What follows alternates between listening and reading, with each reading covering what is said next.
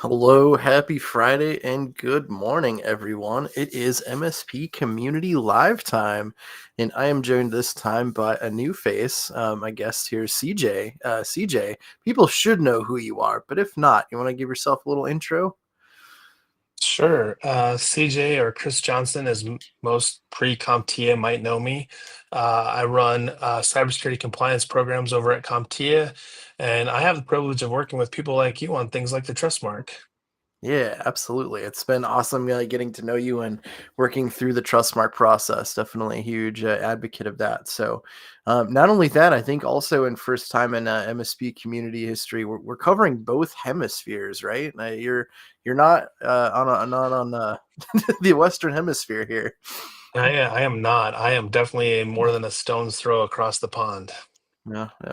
All right, Mr. Worldwide over here. So, well, definitely appreciate you joining in, and let's hop into some stories here. So, I don't know if you've seen the show here, but we've got 6 or 7 kind of stories taken from various MSP and tech Reddits across the different subreddits, and we're gonna bring the story up and review and comment on it. So, without further ado, the first one here: how do people last more than 2 years at an MSP?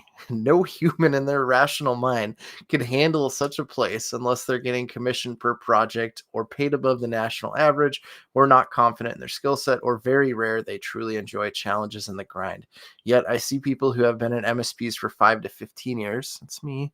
How on earth do they put up with that grind on a constant basis? CJ, I don't remember. Were you ever in the MSP world?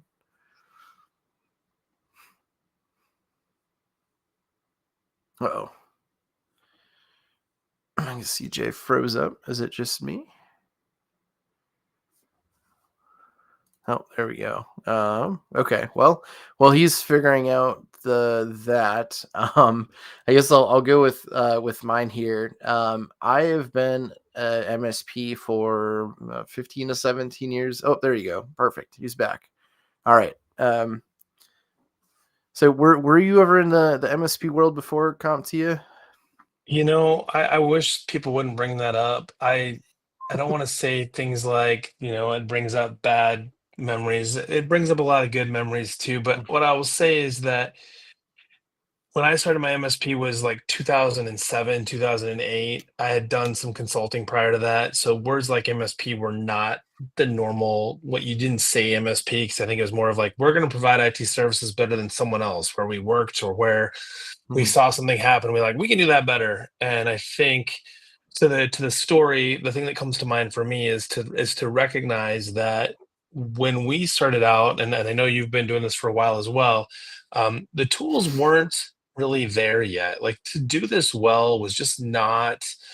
You had to do it without the tools, right? Spreadsheets were your best friend, and if you could get email and spreadsheets to work together, you were probably rocking it pretty good with your clients. But today, I think, kind of to the point of the 2 year marker, I think one of two things happens. Either they were too gung ho in delivering services without thinking through the consequences of not delivering them well and having something happen that wasn't within their control, or the light at the end of the tunnel was like, hey, I've started to build something, and I could actually drop this somewhere else and be better off for it. I don't know. That's kind of what I'm starting to see trending now. Those holding on beyond 2 years seem like they're a little bit. Um, they've got something that's different than those that are just Yeah. like, this will be better than what someone else did.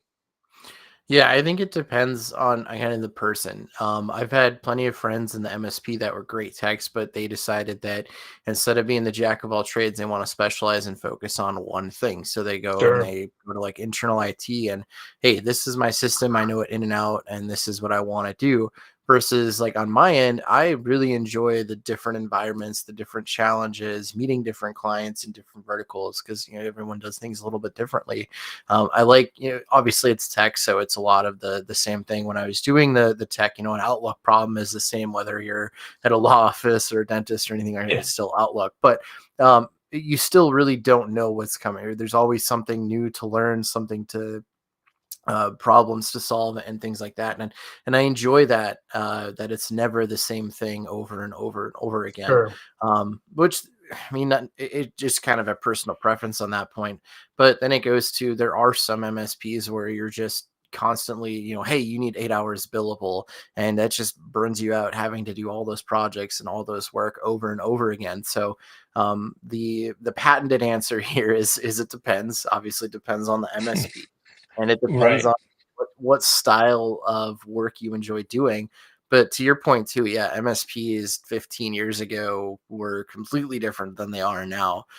It was really more Right. just IT support. Yeah, we'll get your laptops and set up your networks and fix your servers, but we're not doing like as much of the monitoring, proactive kind of partnership style stuff that we're doing today. That's industry standard today. But like for real, like, hey, are we gonna swap your hard drive out anytime soon? Like, those were the things that, like, we had a good set of tools, right? Like, we're like, I know where I can go pick up a 3.5 inch drive, and we'll get you back on your feet in no time. Versus today, where it's like, we'll get you a new laptop. Yeah, exactly. Just wipe and reload. So That's right. all right. Well, so we've covered that. There's definitely ways people can last more than 2 years. But another thing we didn't talk about, the stressful side of it, especially how it's changed, is the biggest security. I mean, the whole changing cybersecurity landscape and the security being a threat to not only your clients but the MSPs themselves. I mean, it can be super stressful, and another reason why people leave. So brings us to our next story here on what is your biggest security challenge. What is the thing you're really worried about from the security perspective, assuming you're progressing on your security journey and continue to iterate and improve your security stack and workflow? So, you being on, I don't know if it's, I mean, are you considered the vendor side? Are you the partner We're channel an side? I don't know. association. We're a trade Yeah. association. So I think we're like the real estate broker that splits the commission between the two sides. We don't double dip on get two commissions, right? So Yeah. actually we don't get any commissions, but I think we're what brings the solution providers and the vendors together. We sit kind of in the middle. Our goals are right that we need both of those players in the equation to be successful in the cybersecurity space. So that would be what I would classify us as is we're a trade association. Okay. Well, as the trade association, what's your guys' biggest security challenge or worry? What keeps you up at night? So, I don't get to really sit in that space for CompTIA. So we have internal IT, but I think about the amount of time I spend with you and other MSPs, and my answer I think is kind of easy. It's that what we put in place together, what we say is raising the bar or reducing the threat landscape for the client, knowing that at best we're probably getting it down to 50%. Like, so we threw all the things at it. The stuff we're hearing in the industry right now is like that you maybe get that protective layer to where you're at 50% probability as opposed to 60 or 70 or 80%. But the second part of that piece would be if something happens based on all those things being implemented, how that makes you feel as an MSP, and then the repercussions of having a client come to you and say, "I just lost everything. It's your fault," or "I don't know what to do. I'm not blaming you." And I don't know that either one make it necessarily easier because the reality is you have a burden of responsibility because of the relationship you hold with that client, no matter how we put that into perspective. Yeah, that's 100% right, and I mean that's my exact answer as well. It's scary how much responsibility and powers MSP has, and it's one of the things I kind of get on my soapbox about is that like a barbershop is more regulated than the MSP industry, right? You can all of a sudden like you are just starting, and now you're responsible for the critical infrastructure of potentially life-saving operations these clients. And if you yourself are unfortunately negligent or not doing the security thing, or even if you are, even if you're doing everything right, there's still a possibility that a security incident happens, and now you're ground zero because we're bigger targets. If we get compromised, if we have a security incident, they're not only compromising us, it's almost like a supply chain attack. Now they have Yeah. access to hundreds or however many clients you have. And I mean, that's really the worst fear and the worst day ever. And one of the other things that I'm a part of, and I know I've plugged plenty of times on this channel, is the IR games, where we go over those incident response and we train other MSPs or get their ideas on how they're doing this, where we cover the worst day. And that day is, hey, your RMM tool was compromised, and now you have to wipe and reload every server and every endpoint of all of your clients with very limited Yeah, resources. What do you do? Um, so just running through those scenarios, and it does get emotional. I mean, it's based off of a real life story that happened to Matt Lee. And it does really just put in perspective, like, wow, this would really suck. And I hold a lot of keys to the kingdom, and I really need sure. to do a better job of protecting those. So it is, I mean, it really doesn't get much more scary than that. Um, I don't know, Josh. I think you can. I don't want to trivialize it, but we recently all witnessed the CrowdStrike event, and that wasn't the threat actors, bringing things down around everybody. It wasn't that glamorous, right? Like this was a simple mistake was made in the way in which an update went out, and I guess the question that comes back to me is, talking about IR games or others is don't start with complicated IR games. Just use the examples of things like, well, what happens if you have to put a tech in front of every physical screen that you support?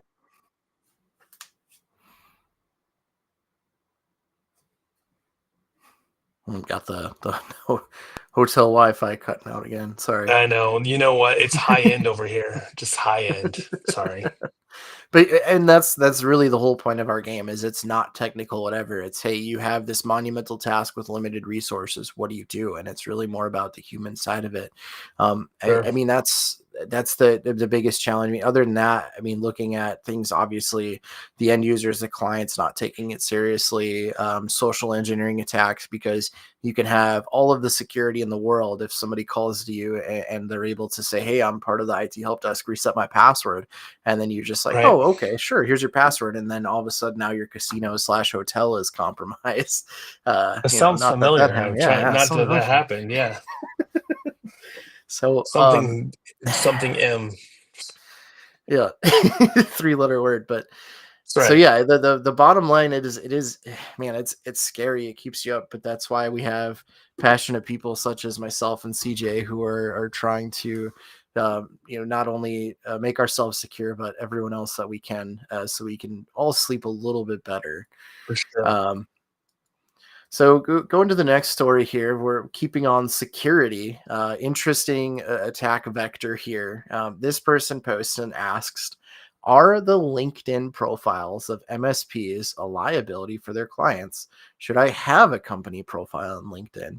Saying hackers use LinkedIn to gather information. The expertise and skills listed on your employees' profiles can reveal the type of software and services your clients are using. This information can be exploited by malicious actors to target your clients with phishing attacks or other cyber threats. Publicly available information about employees can be used for social engineering, and attackers might impersonate your employees to gain unauthorized access to sensitive information or systems. So his question is, should I have a company profile on LinkedIn, and how to avoid the data exposure and social engineering risks? What are your thoughts on this? I know this isn't in the trust mark. No, Have uh, I think that the absence of a profile creates the opportunity for one that you don't create. So you can choose to um, be somewhat in the dark on this one, or you can be proactive and have something in place. And I think that what it really comes down to your point, is if it's done well outside of social engineering, the likelihood of your account just being straight compromised probably not very high. The ability for someone to impersonate, sure, that's going to exist. We've got bigger problems than what happens on LinkedIn, and I get where some of this is coming from with some of the recent LinkedIn challenges, but the reality is our data is out there. You either control the narrative or you are controlled by the narrative. So I would say that the way to approach this is to do due diligence and stay on top of it. Outside of that, I don't know that there's another or better way. yep. Um, This just seems weird because if you don't have a LinkedIn profile, you have to have some sort of social media presence, whether it's a website, whether it's I don't know, a Facebook page I'm or on now LinkedIn monster.com, or okay? yeah. Because if you don't, I mean, not saying you don't have to, but it's definitely, in my opinion, a little bit of a red flag depending on what business I'm Sure. going to. Um, how many people want to do online research on a business or something before they make a decision to work with them? So if you don't have any digital footprints and you're a Sure. technology company, it does seem a little weird to me. But I mean, yeah, you're not posting like your passwords on LinkedIn or Right. anything. Wait, you're Eh, not supposed to do that? Oh, did you know that they actually have a built-in thing where if you put your password in, it'll automatically put the asterisks in it. So, Nice. the Hunter 2, like it just changes it to all the asterisks. You know, it, I know we're being sarcastic here, but I think, the person that asked this question, what's the probability that they have a Facebook account or other social media accounts, and they're now looking at this solely through the lens of trying to say LinkedIn is like the Yeah. last holdout for business profiles? I think that from where I'm sitting, and you see this periodically, be careful what you put on the different social media platforms. I don't think this is a end all be all, like LinkedIn shouldn't have anything about you on it, but I wouldn't put the same things in LinkedIn that I might in Facebook and Mhm. vis-a-vis. That being said, one of the concerns I have is that people post things, uh, especially in social media as a general, broad, sweeping brush, when it comes to things like political views, lots of things about specific hobbies or interests to the point where it's almost creating a pattern of predictability about the individual. I would argue that that's pushing the envelope for any social media Yeah. platform being healthy and okay, because you're putting yourself at risk for, like you said, might as well just be saying, "Oh, look, it turned my password into asterisks. Awesome. It's a secure password." Yeah, 100%. I mean, you're putting your employees putting the certifications on. All right, well they got a Microsoft certification. Ooh, you guys use Microsoft, like I can get you. Right.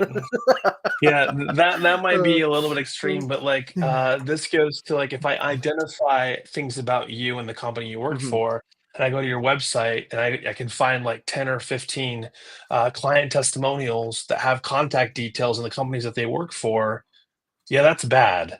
Yeah. But if you've anonymized some of that information, you made it difficult to determine who those clients actually are, probably not a big deal. Similarly with email, I don't recommend putting actual email addresses with the domain that you use to communicate with your general audience.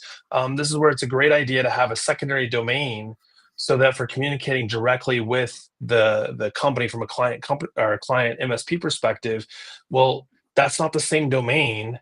It's not a predictable pattern because those coming to your LinkedIn profile and your website aren't going to gain access to your traditional Yeah. communication path. Well, I brought this. I think it was the last show where I was talking with Ray about this, and I literally looked up his website really quickly just to show an idea of how easy it is to kind of spearfish. I'm like, oh, you guys work with the Tim Tebow Foundation, so now I'm going to say, hey, I'm Josh from the Tim Tebow Foundation, and it's your quarterly. Donation time, and I haven't received it. We have a new donation form, and here you go. Like that would be a super easy way that could potentially lead to a spearphishing fraud just because of OSINT, open source intelligence, just going on the website. And one of the things I brought up at our MSP is we're very much a partner with clients. I mean, if you go on ours, we're guilty of it because when our clients have their big get-togethers or galas or whatever you want to call them, we're front and center because we're a trusted and valued partner with them. So there's a lot of mutual beneficial kind of operations. So I was like, we need to have help desk verification 100% because I mean, I can go, you're welcome, Yeah, Dean. You can easily go and very quickly look, hey, these are who we work with. And there's nothing sure. stopping saying, hey, I'm from this person. So the MGM definitely brought it into light, but I mean, if you be careful what you have out there and make sure you're thinking like a bad guy. I mean, like, when it comes to security, it's one of the like, how can anything I use be used against me? And if you Sure. kind of start thinking like that, it gives you opportunities to, okay, well, let's close that up, or let's kind of reduce the risk of having that out there. Let's add to that for a second, because I think this is a really important thing that you've brought up, and that is, we do a lot in the MSP level. Our clients do a lot of this with or without the MSP, and that's that social media phishing stimulation, right? Let's train you on not to click on the link. You got a bank statement and something's fishy about it. Like, what is it? And it's like, but what you're talking about right now, I don't think we spend enough time helping educate on that front for things like, we're not likely going to fall for the Amazon gift card. Hopefully not, anyway, right? Like the Nigerian prince thing, hopefully has really, like, the fax machine is not in everybody's offices anymore. So, like, it's not happening as frequently. But there are things that we could do that we're not doing. Like, if I was to fish, like, to your example about the charity campaign, what are some things that would easily be a trigger point? Like, hey, FYI, we didn't get the paperwork. Your charitable foundation is up for renewal, and you have less than 10 days before this goes into a limbo mode, or your website domain is about to expire. It's no longer being hosted with GoDaddy, and they're like, it's being not being hosted with GoDaddy. Like, click here to confirm that you are still with GoDaddy, and they're like, oh yeah, I'm still like. We can play on emotion and get people playing with things like, please go do a CFO bank transaction. That's starting to become like, oh, we know we shouldn't do that. But if you start pulling at my strings with regards to things that I'm passionate about, it doesn't take very long for the threat actor to figure out what the trigger is for you. And then it's too late. And I think that's an area that we have a big opportunity to help educate both internally with our staff and with our clients, because once that education happens, some of these problems go away. Yeah, that's a great comment. Your credit card is showing expired. Total, so true, so true. Yep. And we actually, that was one of the things we covered. So we do weekly lunch and learn internal meetings, and we had our financial team or accountants yesterday, and it was like, it's Cybersecurity Awareness Month. So it was cybersecurity like themed, and it was, hey, these questions are, hey, what is the policy if an employee reaches out and wants to update direct deposit? And our accountants have all of these processes in place, thankfully.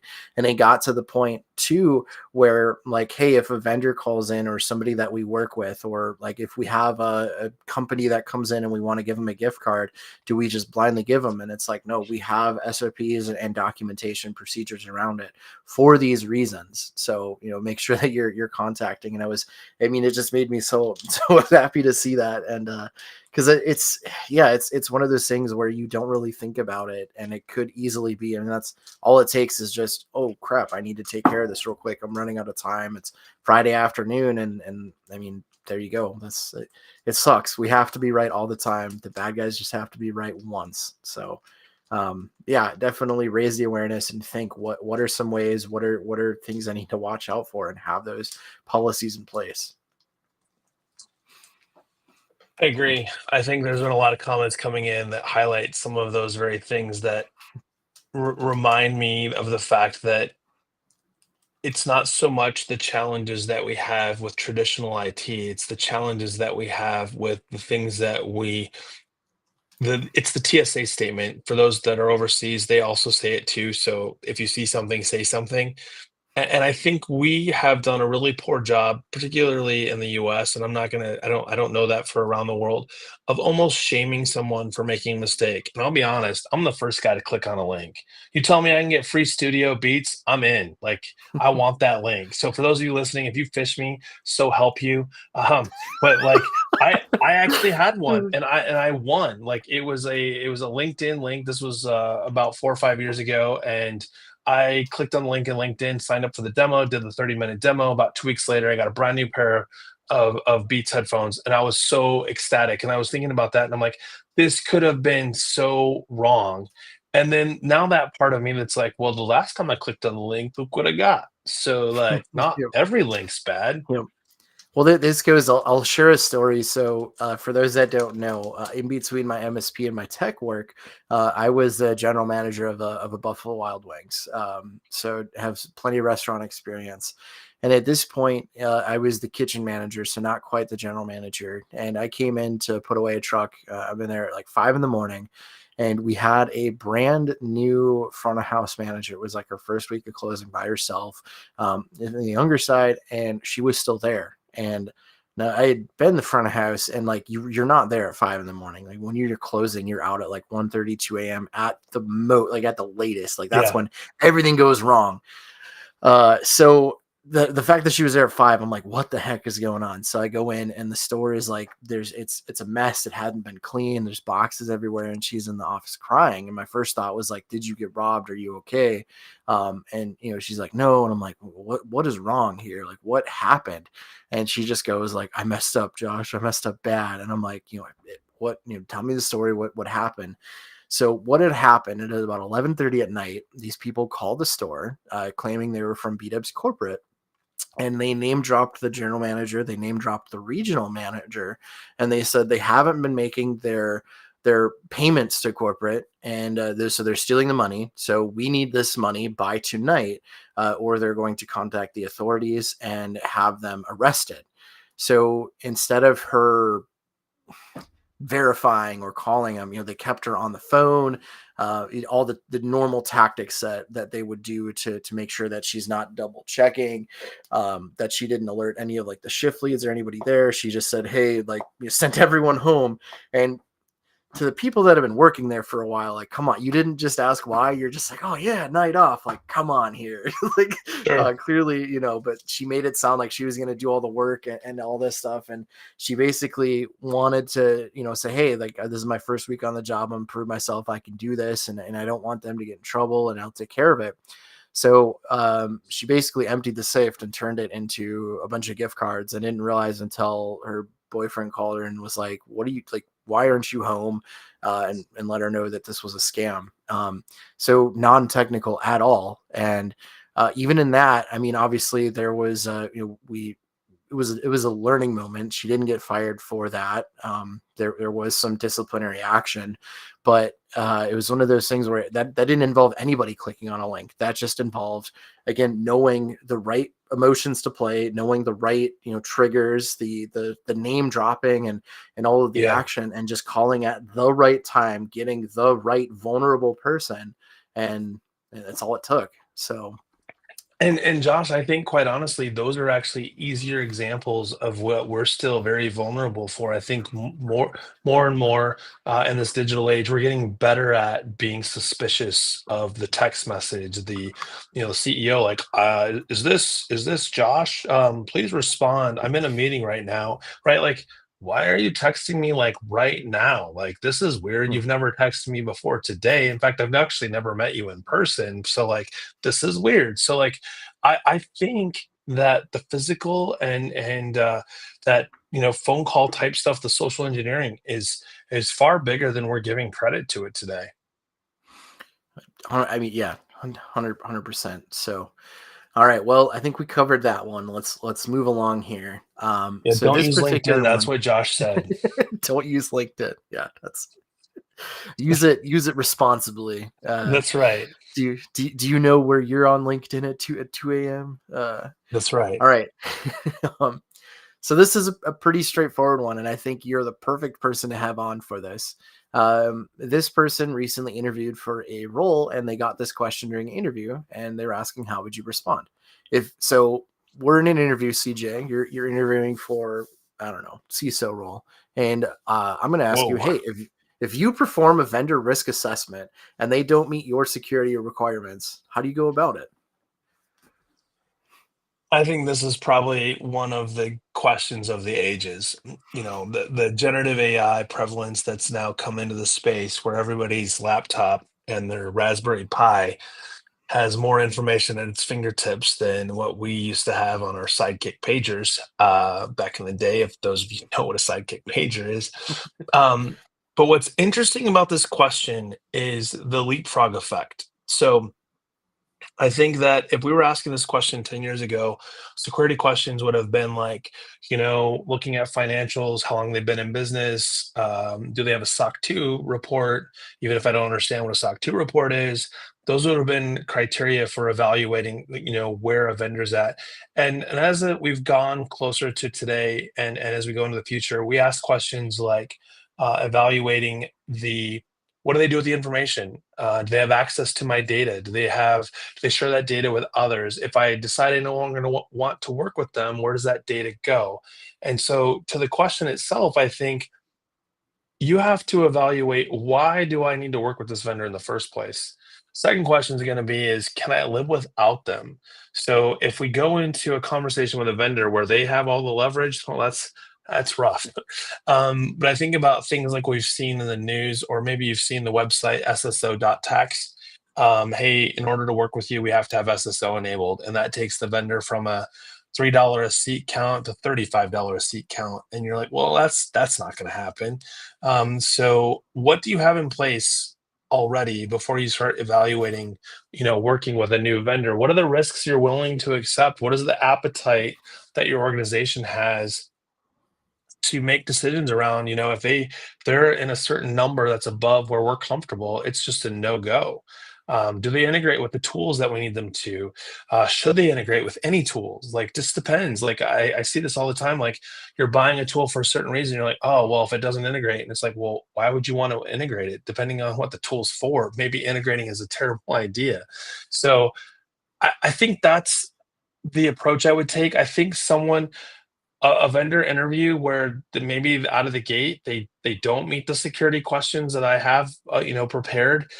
I think it means that you have to do a really deep thought process here and evaluate whether or not it makes sense to cut ties. Which obviously that's an easy one if it's like, hey, yeah, we security is just not their thing. Let's be a no. But what if they're the only player in that space? And in order for you to move forward in the trajectory that you're on as a business, you can't do that without that vendor. Then what? So I think you have to be careful. But I think that if your spidey senses are standing up, then the answer is really what you're being told, and that is follow your gut and don't work with a vendor that security is not a priority. Yep, 100%. But to your point too, I mean, it depends on the appetite for risk. If it is the only one, or if you're being told, by somebody higher than you, like, well, my nephew works there, so we have to work for him, Sure. or they're literally the only one, or the Costa is, then it's like, all right, well, we need to put that on a risk register, documented. Hey, these were the concerns that we raised up, and business needs Sure. dictate that we're accepting the risk, and then at that point, it doesn't, the risk doesn't go away, but at least there's awareness, and there's the CYA policy in place. But yeah, that should be an important thing when you're asking. And then additionally, too, one thing I'll say, and this might not be best practice, and this is just kind of a personal thing with me.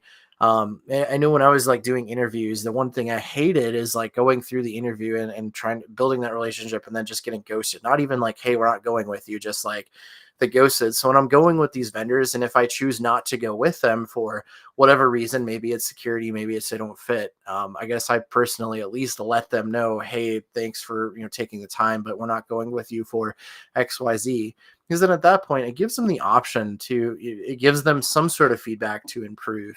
So if I'm not going with you for a security reason, well then if they get that enough, then like, hey, maybe we should take our security seriously, and they can take that feedback, and hopefully at that point sometime maybe build something, because assuming it's not just me who's not going with them. But I mean, that's just a me thing. I try too hard to be a good person sometimes. The other side of it too is if you give them the breakup letter, maybe that'll stop them from calling and texting and LinkedIn messaging and faxing and printing you every other day, and it takes you off their call list. Sure. And I think it's okay to say, hey, these are the deal breakers. When you have these things in place, please call me back. Like this isn't this isn't being the bad guy in the equation to a vendor. In fact, I would argue that most of the time that we have these conversations, the vendors that we're having the less mature security conversations are ones that have been asked to come to market with a product right now, and they have. And Yep. then we're like, oh, well, that's great, but now I want you to go and do due diligence and show me how secure it is. Well, that's not the world we live in. Yep. Well, and then again, it goes on the risk, right? If you're going to a vendor and they don't have something like MFA, well, it's in the roadmap. It should be for Q1. Okay, well, what kind of information is in there? Well, we're not putting any proprietary information whatsoever. So if this were to be compromised, what do they see? Nothing really important. Sure, Okay, well, I can live without MFA for 3 months, but what are the other things can I put in place? Well, maybe they have SSO or they can tie it to Microsoft. Okay, well, I then there's the answer. There's the workaround until then. So there's you definitely just a, hit a way something. more. Go ahead. You just hit something really good. I think the SSO one, and I've heard Matt Lee and I've heard others say this. It's like if SSO's in place, if you're built on SSO and that's the only option you have, wow, I already feel better because you're not storing in a database somewhere security credentials. You're relying on the SSO and the Mhm. credentials from 365 or something that already exists to give me that posture as and let the vendor can focus on the other things. Yeah, I would. I knew SSO is one of those weird things that at the I think it was Paxate Beyond. There was a fantastic early morning session with Matt Lee and Mackenzie Brown and Robert Chaffee, Wes Spencer, and there was one other person. I'm really sorry if I forget your name, but what they played it as is the three guys were like saying all of the wrong answers when it came to security. And then Yes, Mackenzie was like saying the right thing. And they're like, SSO, that's a single point of failure. Why would we do that? They get this one password right. and they can access everything. And you're like, man, that's kind of right. But you clearly like the answer. I mean, that is the best practice. There's a lot more that goes into it, but The lesser there's a of the lot more. evils. Exactly. It's a lot more shenanigans that went into it, but yes, I mean, SSO is one of the things that we ask is like, hey, do you have this? And it'll raise you up in the valuation process. So It vendors, makes if me you're think out of the there. crowd, like use the CrowdStrike concept and go, okay, half of our clients will be on CrowdStrike, the other half will be on a different product. That way, only half of our clients would have gone down. It's like that's not any better logic either, right? Yeah, I hope you're on the right side of it. Yeah, Uh, right. all right, so we got that. Now let's go to something that we talk about as well quite a bit. Why your disaster recovery plan alone isn't enough. So you have your business, you're an MSP, and you have a disaster recovery plan. Awesome, but that's not like that. That's not it. We need to test it. They're recommending every month, every quarter, annual simulations. What's your current testing strategy? I know you might not be in a role to test this, but is this something that you agree with? Or is this just, yeah, let's add it to the pile of IT things that should get done but never do? This is my loaded question back. I think disaster recovery is something that is jumped to a lot. You've seen in the trust mark, we do the BCDRIR, right? We combine three different things together because the reality is together you've got something, without them you don't. One of the things that's not in the trust mark that I think is where um, the rubber meets the road, and that is business disruption. So, like, before we get into business continuity, before we get into disaster recovery, before we get into incident response, what can your company tolerate? And I'll give a really dumb example. Years back, I worked for a company where we had been working through. I was internal IT, co-managed, if you will. We had an outsourced MSP, and we had talked about like putting in place things like a generator.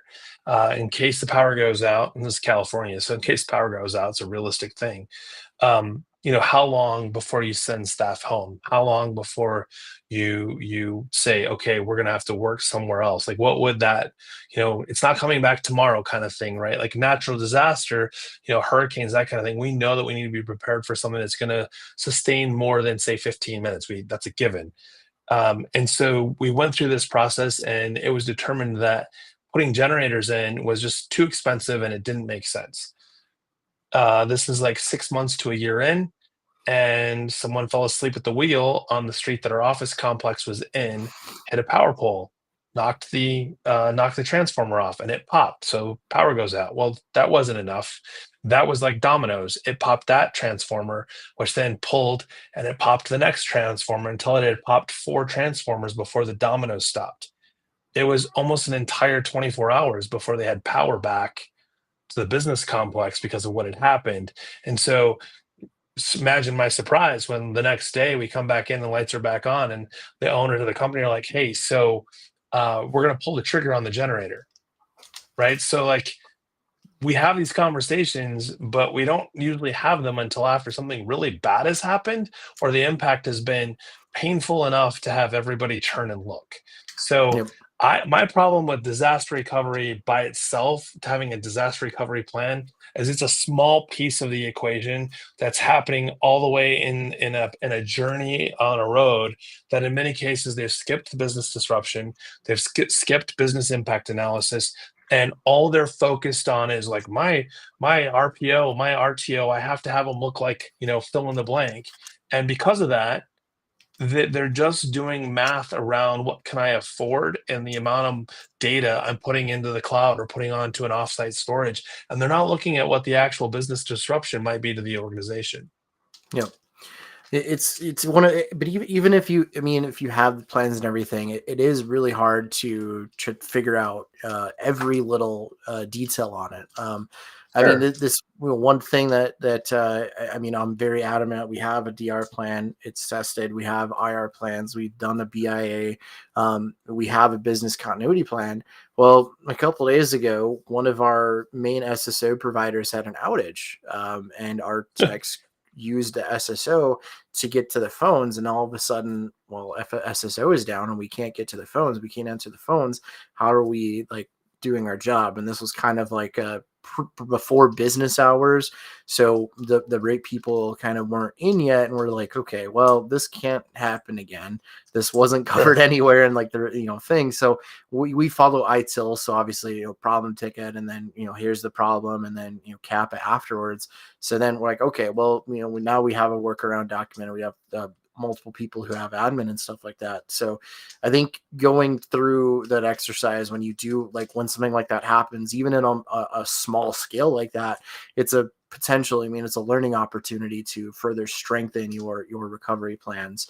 But the other Absolutely. flip side of it too is there was, I think it was it a Verizon outage or AT&T outage months ago, and it lasted for, I think it was a Verizon outage. It lasted for like half a Oh, day. yeah.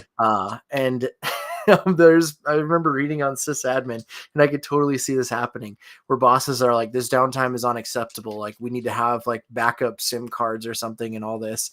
And they're like, run me the cost on there. And it's like, okay, so you want to run your own cell phone tower with your own network. Like, it's going to cost millions of dollars. Like, I think we're just going to be down for half a day. Is that a uh, business idea, Josh? Because I think if you could transfer, what is it, BGP into yeah. the equation, where if I had Verizon as my primary, I add an eSIM. So if Verizon is down, that the DID can still hit the secondary SIM card. Like, That's, so wait, we don't even have to do that. So if I make my primary phone number a SIP VoIP or a VoIP number, right? Google Voice or Teams, like all those things that are not cellular yeah. based, and then I have it ring simultaneously both SIMs, I'm invincible. It's potential, man. We're Except for when I'm full of ideas. overseas. Yeah. Like, Yeah. Absolutely. But then the other, to this guy's point too, where monthly testing, like, all that sounds great, but at some point, like, there has to, there, like, the cost of maintaining that plan and testing it might outweigh the risk and the benefit you get of that. So finding what that correct cadence is, maybe it is monthly, maybe it's quarterly. At the very least, very absolute minimum, at least review it annually. But then, I think quarterly is a pretty good balance in there. Monthly to me seems a little too extreme, but it all depends on the business and the risk appetite. I think the one thing I would say that we don't do well. I think that when we talk about disaster recovery, we got to separate a couple things out. One, the business disruption, right? So like if we go down, what has to come back in order for us to continue operating versus all of our data on servers, cloud or otherwise, how quickly do we need access to all of the data? How quickly do you need access to, last year's payroll? How quickly do you need access, right? Like I think it's easy to say, yeah, I need to have everything back online by X. And you're like, well, just because data storage is cheap doesn't mean data pipes are cheap to move You data as fast as you want it to come back. Absolutely. All right. Well, we've gotten actually a little more serious on this show than we normally do. So flip the script here and end on a nice, uplifting, positive note. So, what is the funniest ticket you've ever gotten? In this particular one that they share, this person that was leaving got a phishing attempt, one of the phishing trainings, and he is leaving because he feels that the company is deceiving and tricking their coworkers, and he hopes his new place doesn't do that. So that's a can of worms. We could probably open And for another one. It's not. It's training. It's not deceivery or trickery. But in any case, do you want to share one of your more funny I tickets that you've gotten? I know this is gonna probably bite me somewhere down the road, but when I was at a previous location, we had Apple TVs in all of the rooms that had projectors. And about every May, June timeframe, when devices were turned in for recycling, the number one thing that would show up in recycling was the Apple TV remotes because they don't work anymore. Ironically, it's because they need to be charged. So, like, they literally had the lightning port on the remote, and we would get tickets for those throughout the year. Like, the remote just stopped working. And I'm thinking, like, in the world that people live in, where they have TVs in their homes, that the logic thought process would be like, maybe it needs batteries in order to continue to function. And I kid you not, I'm not limiting it to just the Apple TV remotes. The Logitech clickers for like advancing slides in PowerPoint, batteries go dead, put it in the recycle bin. Obviously, it doesn't work anymore. So those were my repetitive tickets that I received over an extended period of time, where I literally was like, "How is it that this is even allowed to not just be respond to user and say, no, you cannot create a ticket for this." Too in say in their defense, we had an Apple TV at B Dubs, and yes, I realized you had to charge it. But what I didn't realize is like the buttons don't work. It's a freaking touchscreen, and like you push down on it, Oh, and like there's no it's manual. That like, haptics oh my feedback. god, that like I'm sitting there like I'm a tech person. How does this not work? Why can't I figure this out? Where To is your the point, manual?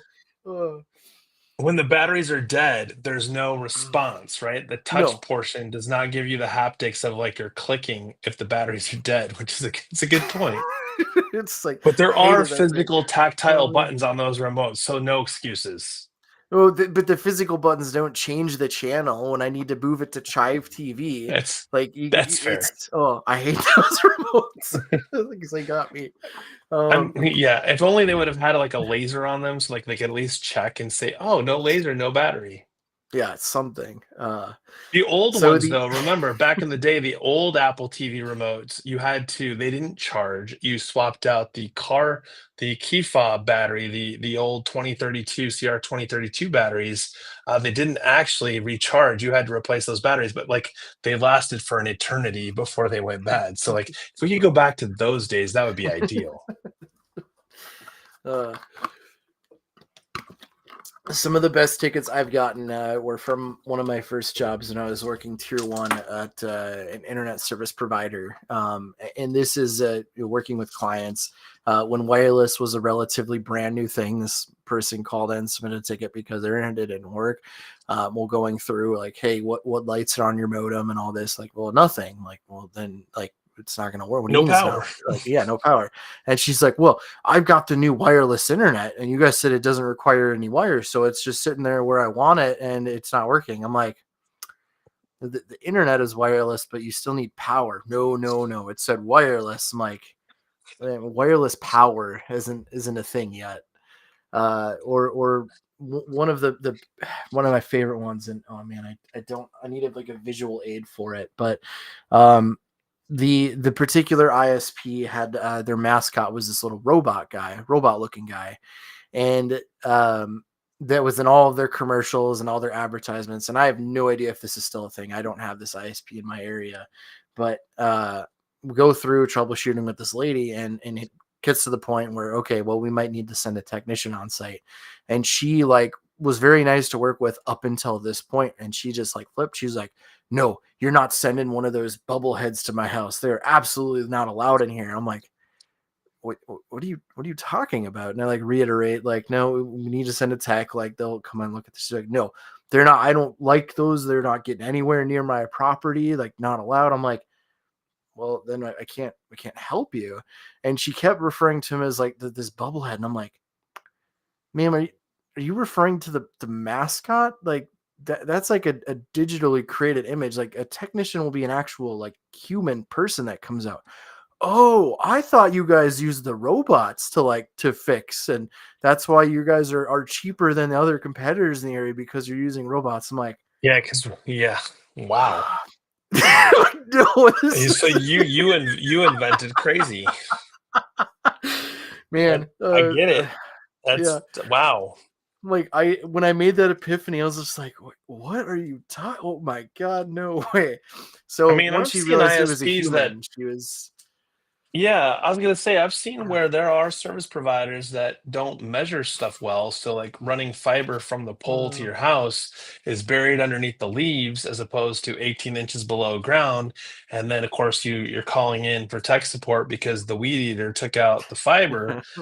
You know, those kind of things do happen. So like we can't fix some of these problems, but I think if we did a better job of continuing to post in Reddit those types of tickets, that maybe we can put those into some sort of like universal FAQ so that it automatically pops up like this says, you've opened one of these tickets. yes, and maybe one day the bubble heads will be ready to perform the operations with how AI I think is we should work evolving. on that harder than we Uh, are. I agree. I mean, yeah, to Dean's point, send the robots to fix my stuff, please. That sounds better. It's not Um, Skynet that we're worried about. uh, It's, the person with wireless internet. the wireless power. That's All right, right. and then lastly, I have a little bit of a concern here that I want to share, and I think you'd be good at this. So, I have I'm looking up at my wall here. I have quite a few certifications, and some of them I renew annually.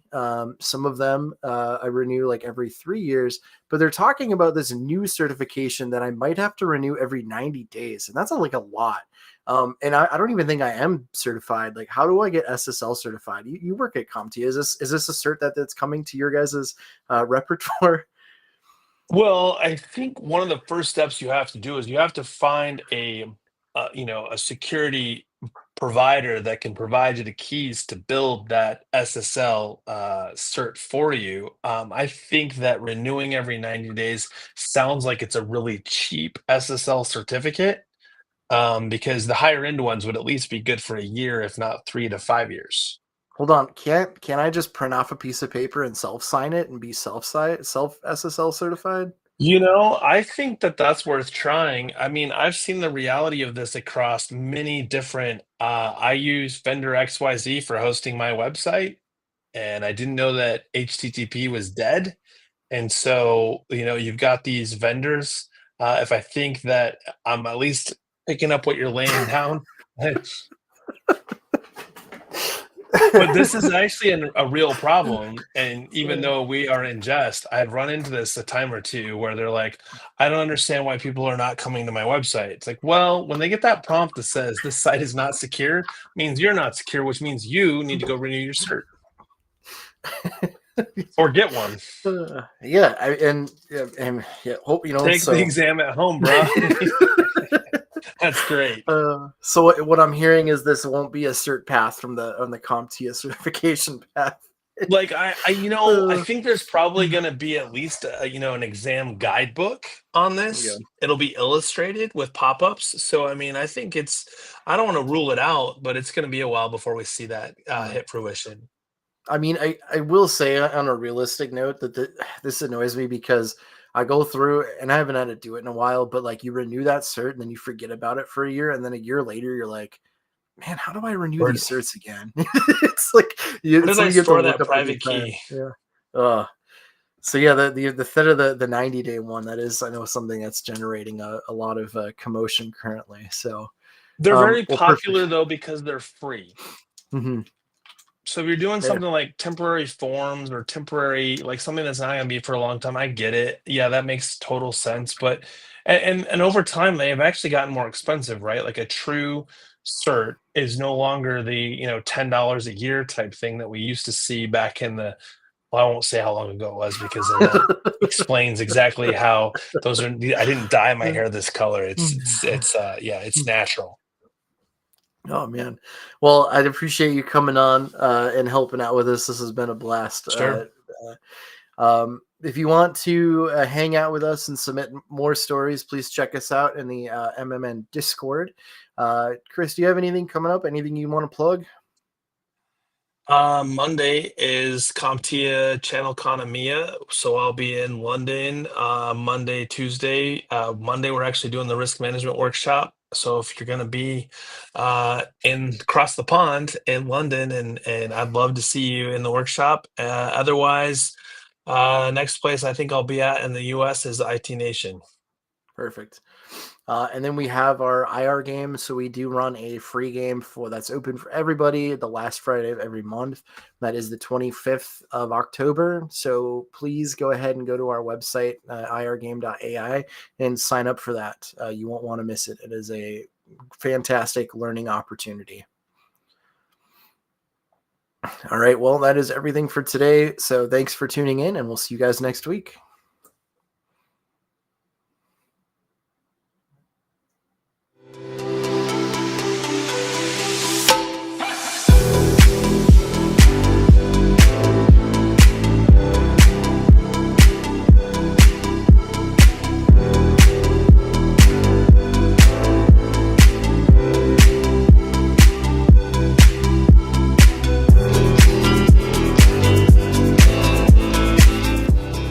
This has been a broadcast of the MSP Media Network.